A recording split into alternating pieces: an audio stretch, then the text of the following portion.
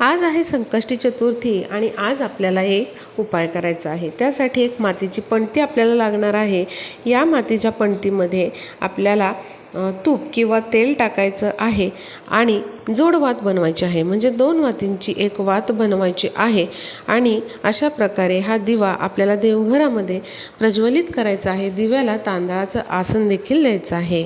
दिव्याची वात ही देवांकडे आली पाहिजे अशा पद्धतीने दिवा प्रज्वलित करायचा आहे। त्यामध्ये 2 चांगल्या लवंगा आणि चिमूटभर पिवळी मोहरी किंवा काळी मोहरी टाकायची आहे आणि ओम श्री विघ्नेश्वराय नमः या मंत्राचा 11 वेळा जप करायचा आहे। आणि त्याचबरोबर ओम गंगणपतये नमः या मंत्राचा देखील 11 वेळा जप करायचा आहे।